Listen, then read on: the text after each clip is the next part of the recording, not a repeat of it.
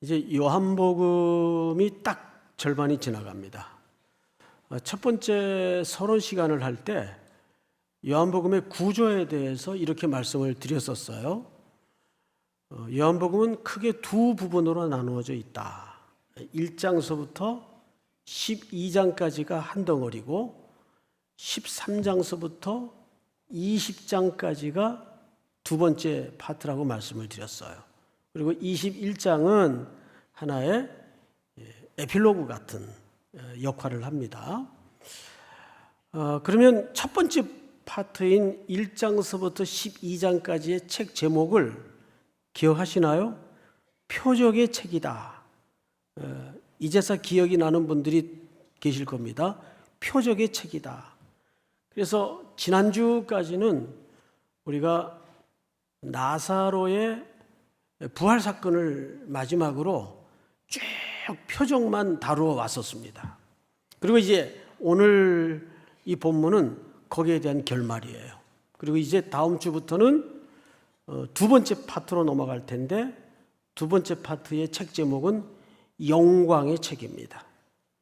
주님이 십자가를 향해서 이제 걸어가시는 과정을 일목요연하게 일관성 있게 소개할 텐데, 그 십자가로 가는 여정을 성경은 영광이라고 얘기합니다.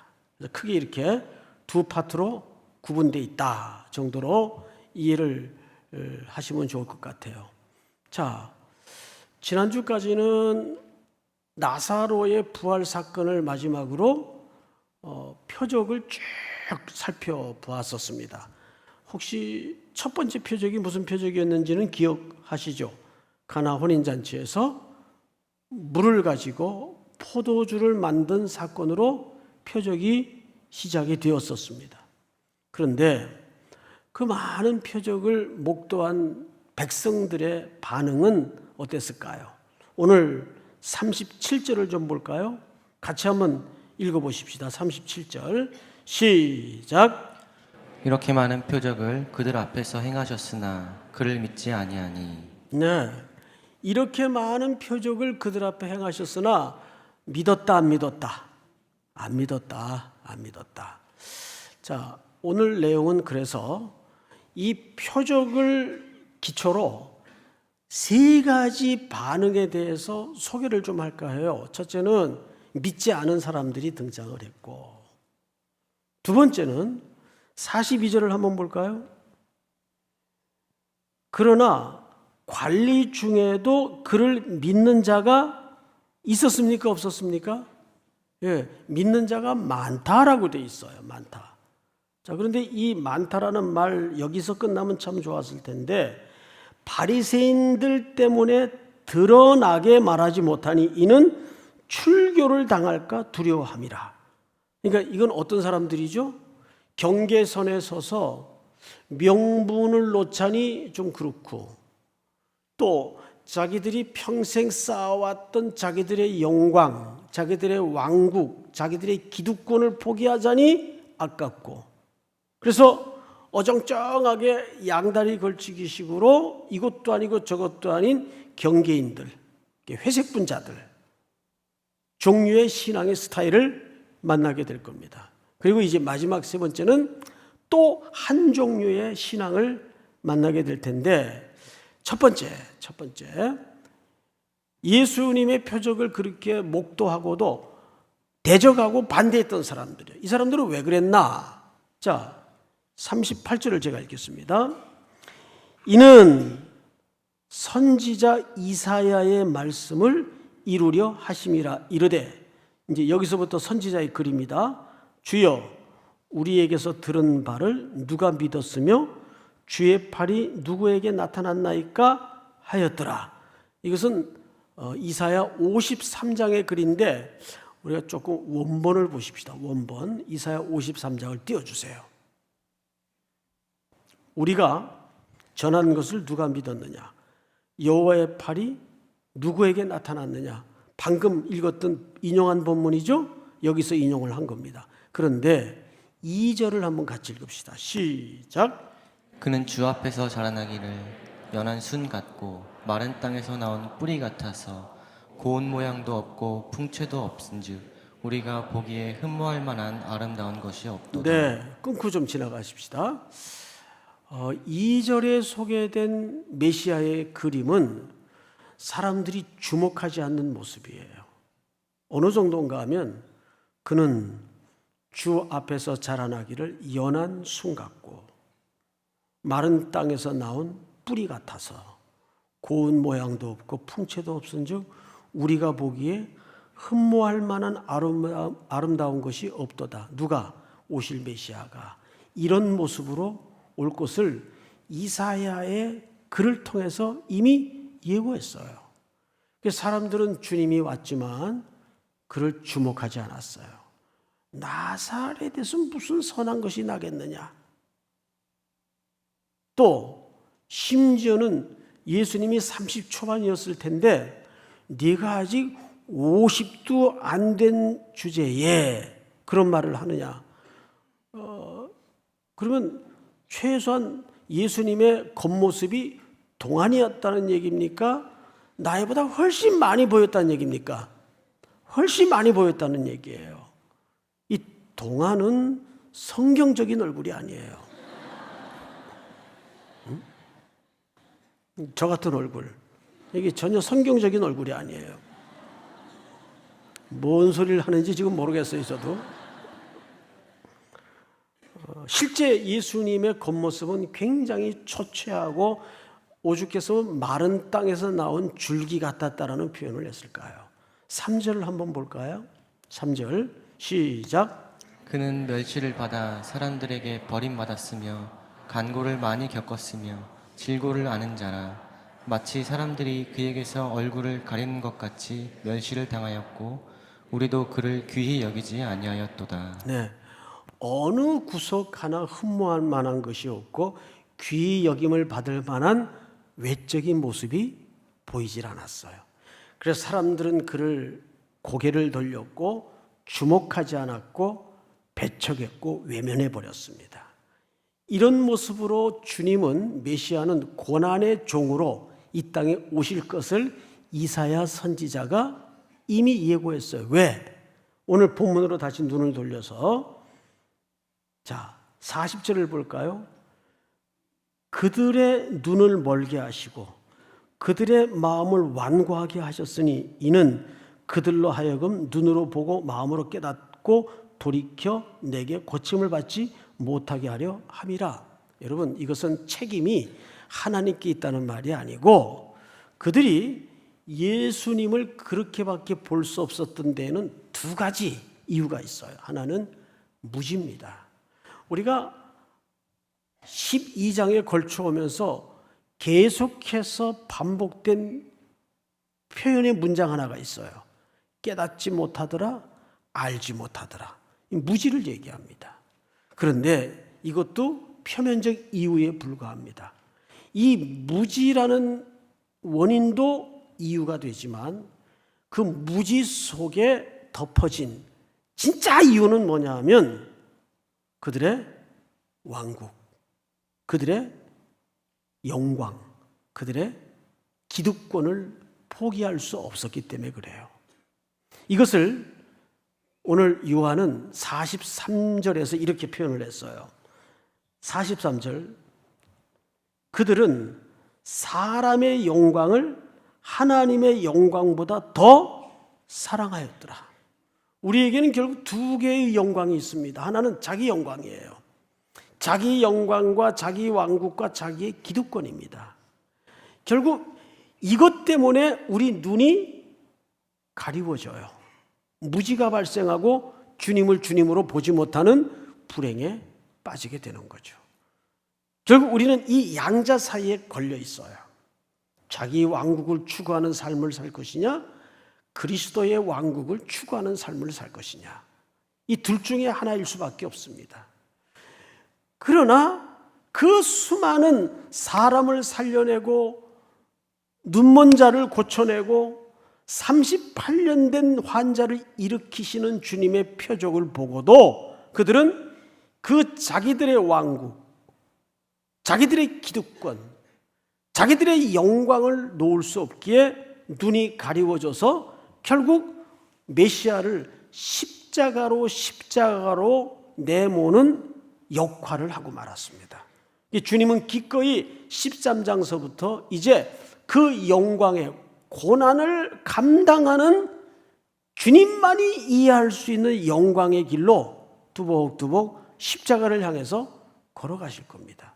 주님은 그 일을 위해서 이 땅에 오셨다 그 말이에요. 자, 두 번째 42절을 다시 꼼꼼히 보십시다.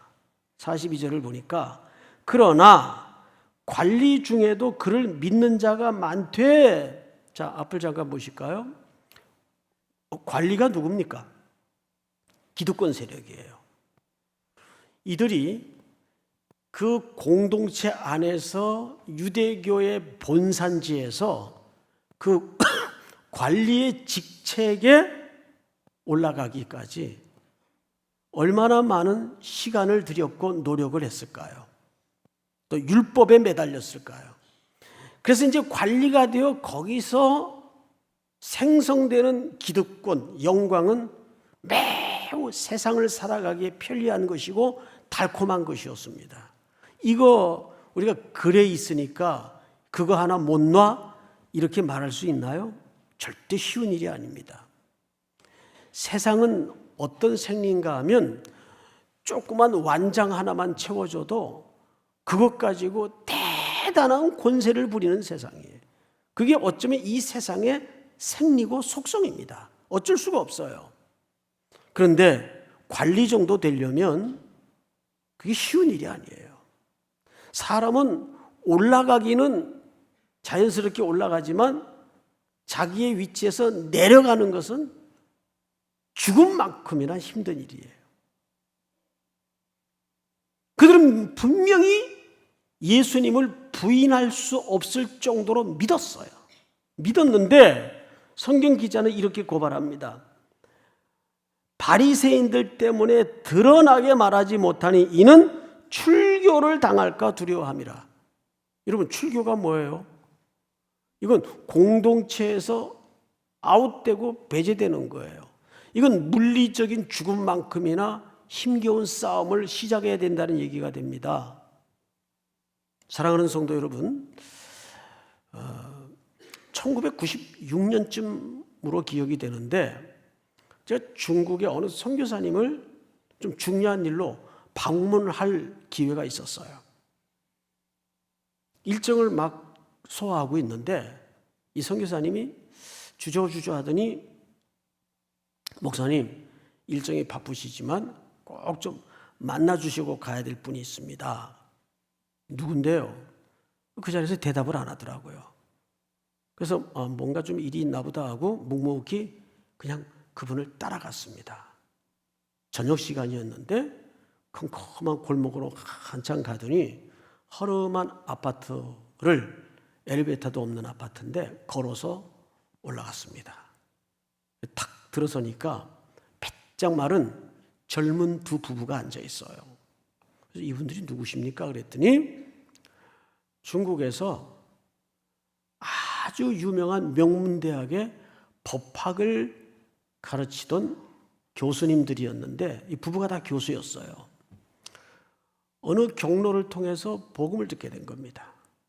그리고 자기 인생의 어느 날 번개가 치듯 찾아온 그 예수님의 사랑, 복음의 뜨거움 앞에 생이 완전히 뒤집어졌습니다.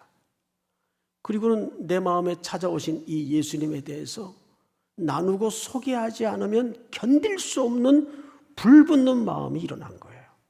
그래서 위험을 무릅쓰고, 그때만 해도 중국이 지금처럼 또 잘 살던 때도 아니고 자유로울 때도 아닙니다.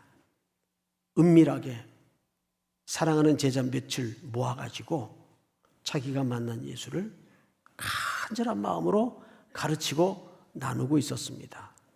근데 이것이 제자 중 하나가 이 낌새를 알아채고 밀고를 해버린 거예요. 공안당국에. 급습을 받고 두 부부는 당연히 체포가 됐죠.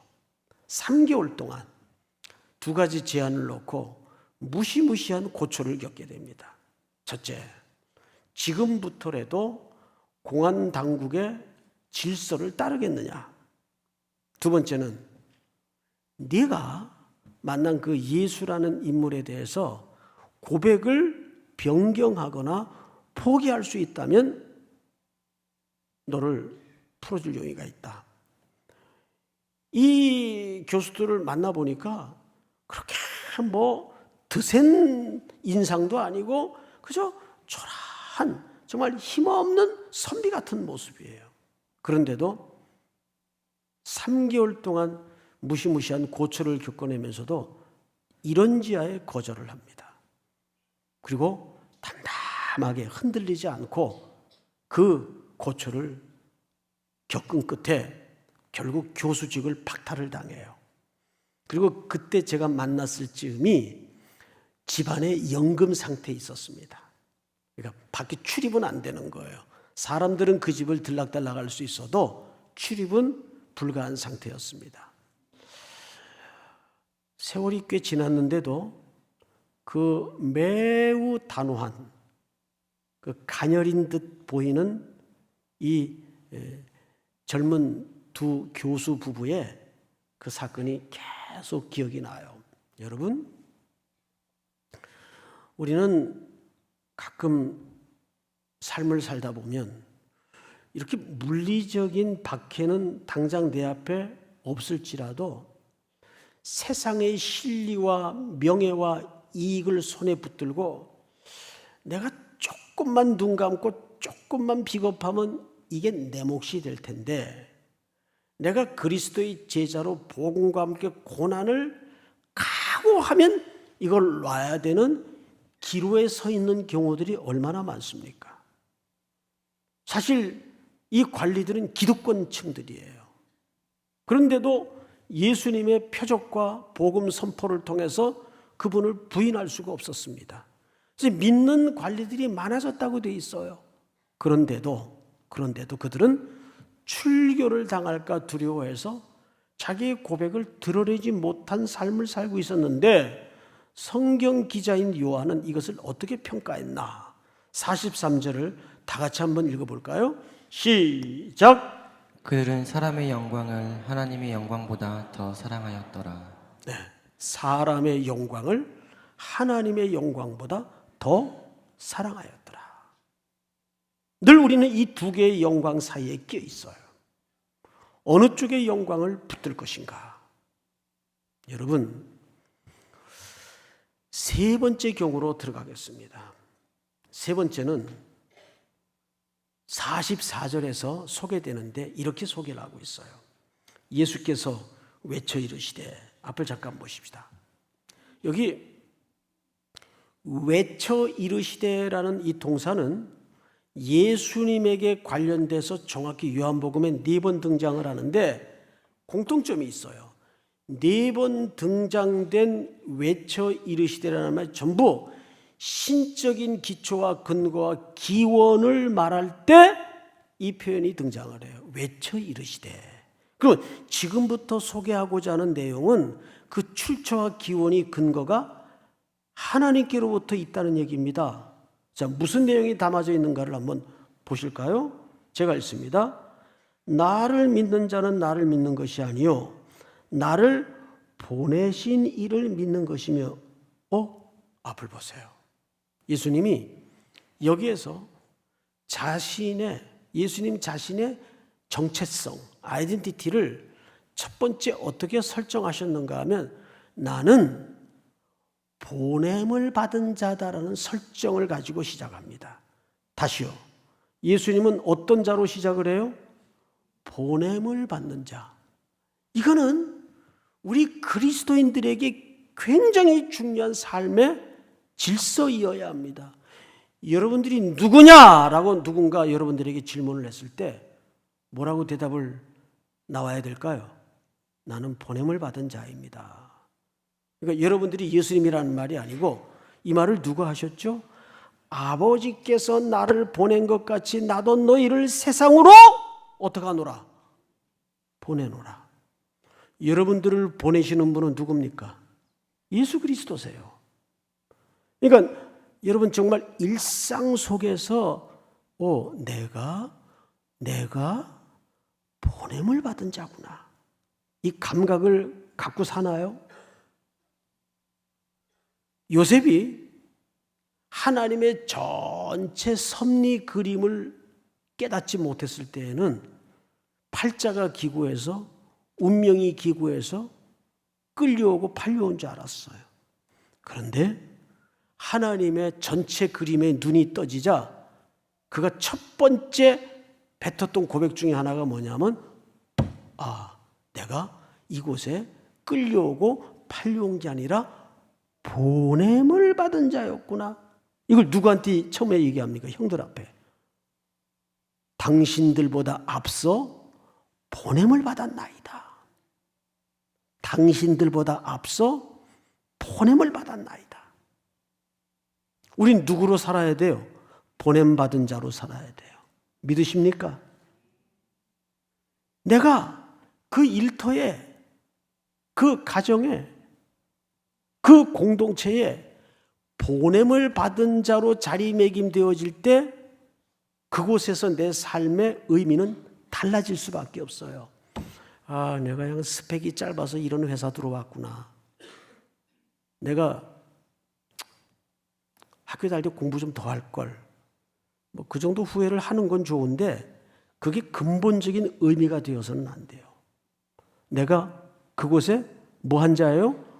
보냄을 받은 자예요. 그럼 보냄 받은 자는 어떤 삶을 살아야 되는가? 자, 49절을 보세요. 내가 내 자의로 말하는 것이 아니요 나를 보내신 아버지께서 내가 말할 것과 내가 이룰 것을 친히 명령하여 주셨으니. 앞을 보실까요? 예수님은 첫째, 보냄을 받은 자로서 그의 발자국을 쫓아가 보면 어느 곳 어느 경우에도 자의적인 감정이나 자의로 걸어간 행적이 한 군데도 없어요. 전부 찬송의 후렴처럼 그의 인생의 후렴구에는 무슨 수식어가 쫓아다닙니까? 말씀을 이루려 하심이라 성경대로 살아나사. 기억나세요? 하나님의 뜻을 이루려 하심이라. 어느 한 발자국도 흐트러짐 없이 그는 첫째, 보냄받은 자로서, 두 번째, 그분의 말씀의 원리를 따라 걸어갔어요. 그렇다면 예수님을 보냄받은 자로 살게 한 연결고리, 유일한 끈은 뭡니까? 하나님의 말씀이에요. 50절을 한번 같이 읽어볼까요? 50절 다 같이 시작. 나는 그의 명령이 영생인 줄 아노라. 그러므로 내가 이르는 것은 내 아버지께서 내게 말씀하신 그대로니라 하시니라. 할렐루야. 아버지께서 내게 말씀하신 그대로 나는 말하고 삶을 살아낼 뿐이다. 믿습니까? 이것이 세 번째 신앙의 종류예요. 첫째는 배척하는 자가 있었어요. 이 배척하는 인생들을 위해서 주님은 이제 13장서부터 십자가를 향하여 얼마 남지 않은 죽음의 길을 스스로 뚜벅뚜벅 걸어가실 겁니다. 두 번째는 믿는 자들이 있는데 이 믿는 자들은 회색지대에 서 있는 사람들이었어요. 경계인들. 왜? 출교를 당할까 봐. 예수님 시대 로마 제국하에 있었습니다. 로마 황제는 어떻게 백성들로 하여금 인사를 가르쳤죠? 인사 속에 가이사는 주님이십니다. 그 당시에 목숨 걸고 이 인사를 거절했던 부류들이 그리스도인들입니다. 그들은 어떤 죽음을 당했습니까? 원형경기장에 들여보내서 며칠씩 굶주린 사자들을 풀어놓고 찢어 죽이는 광경을 바라보면서 로마의 귀족들, 정치인들은 술잔을 기울이면서 낄낄거리던 그 코바디스의 장면들을 여러분 기억할 겁니다. 그건 가상 스토리가 아닙니다. 히브리서에 나오는 실제 짐승의 탈을 씌우고 톱으로 켬을 당하며 옥중에서, 이것은 그 시대에 예수 그리스도를 주로 고백했던 사람들의 실제의 현실이었습니다. 제가 이 말씀을 준비하다가 어느 영상 하나를 보게 되었어요. 그 영상을 여러분들과 이 시간 같이 공유하면서 자연스러운 결론을 도출할까 합니다. 영상을 좀 띄워주시기 바랍니다.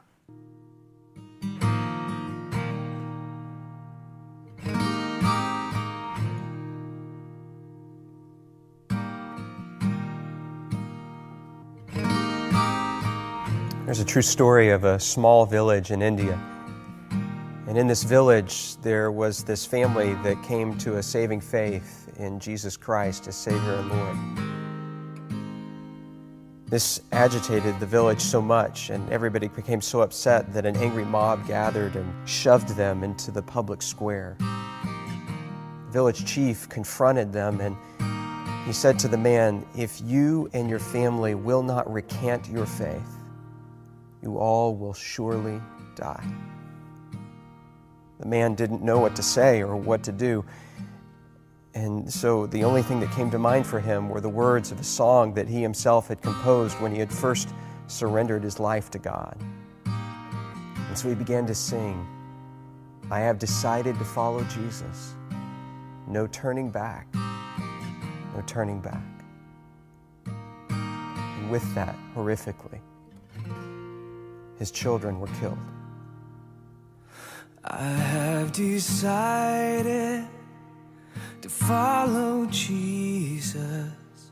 I have decided to follow Jesus. I have decided to follow Jesus. No turning back, no turning back.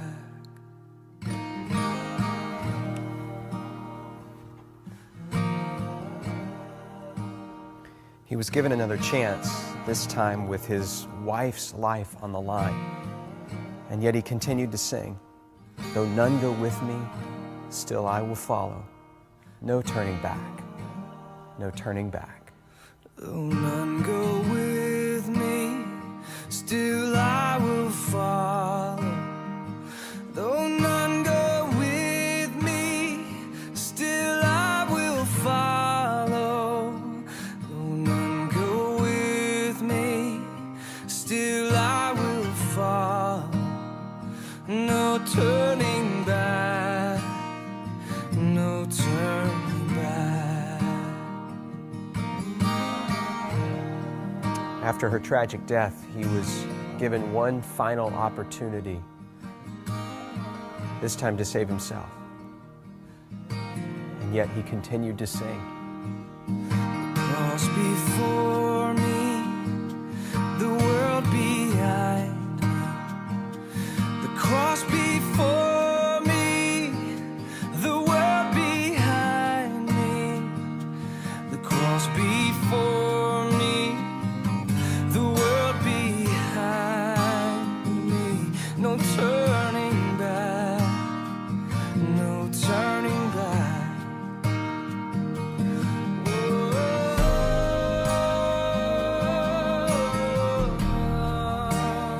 Even though that man and his family died on that day, something remarkable happened.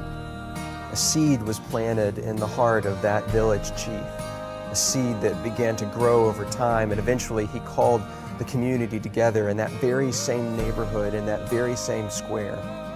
And he renounced his former faith and declared his allegiance to Jesus Christ. And a celebration broke out in that moment, and the gospel began to flourish and to grow in that community, not just in that village, but across the whole region, because they had seen real faith, and they knew the true character of God because of a family that believed and sacrificed, even under the penalty of death. No turning back, no turning back.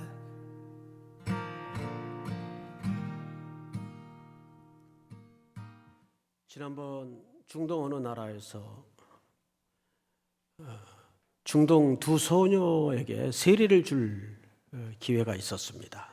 그들은 제가 오기 전 3개월 전서부터 그 세례를 준비하고 있었어요. 막상 물통을 준비해 놓고 그들에게 세례를 주려고 하는데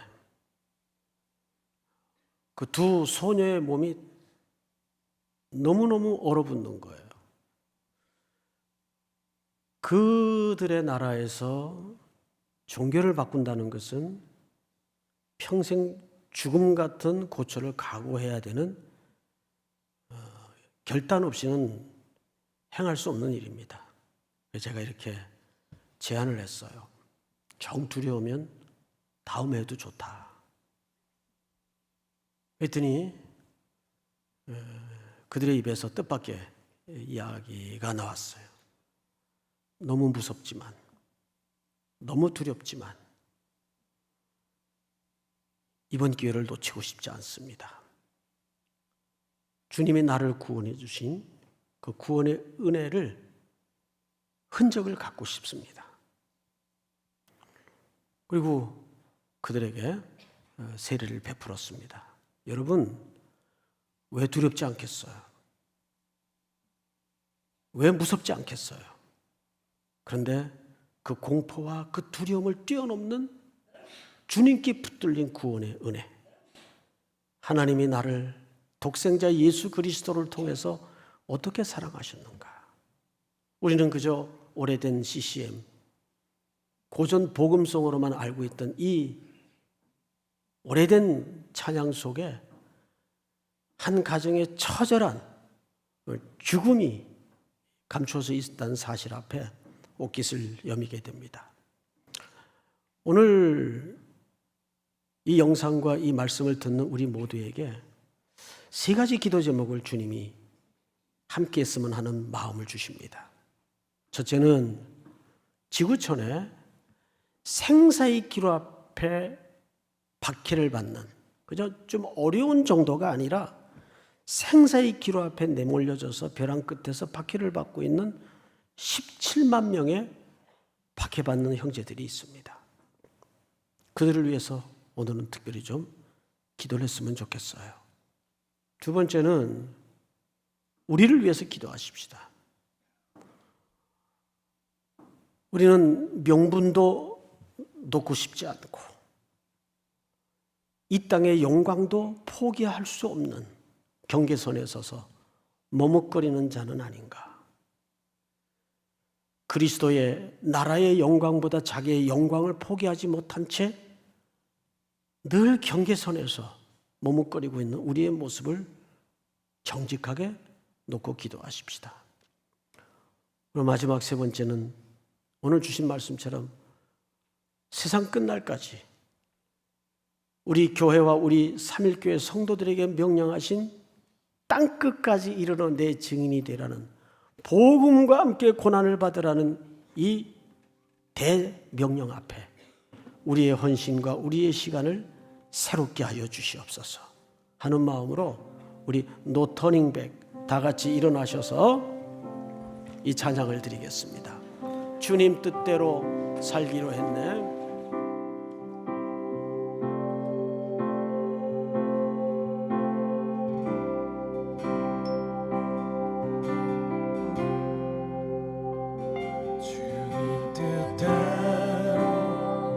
살기로 해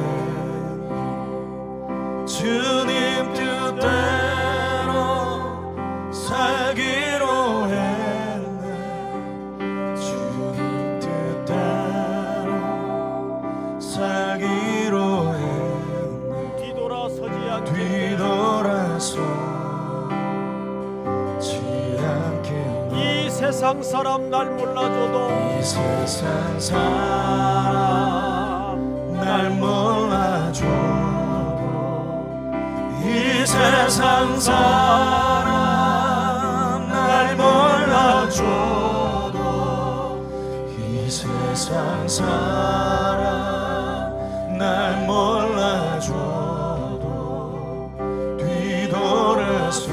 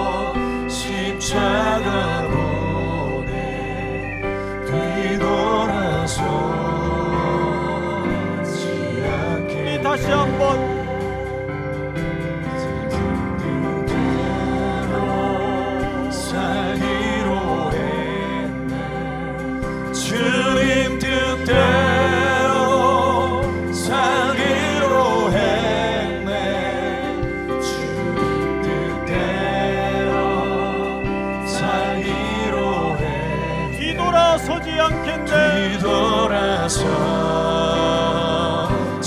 않겠네.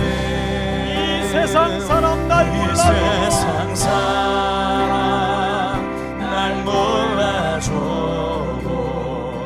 이 세상 사람 날 몰라줘도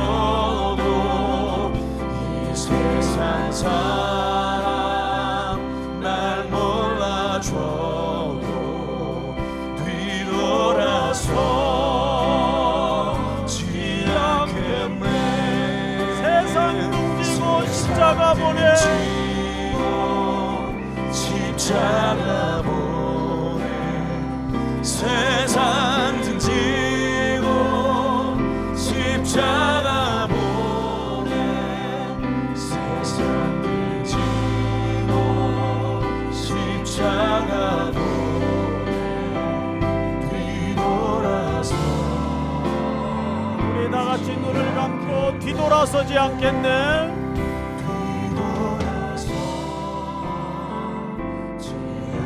우리 다시 한번 뒤돌아서지 않겠네.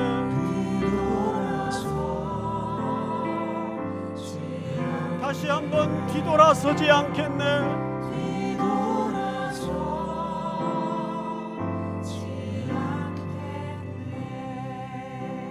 우리 방금 나누었던 세 가지 기도 제목을 붙들고 다시 한번 박해받는 우리의 지구촌의 형제들을 위해서 또 내 삶을 다시 한번 경계인의 삶을 아닌가를 돌아보고 우리의 남은 순례의 여정에 새로운 선교의 헌신을 위해서 세 가지 제목을 놓고 다시 한번 주여 부른 다음에 소리내어 통성으로 기도합니다. 주여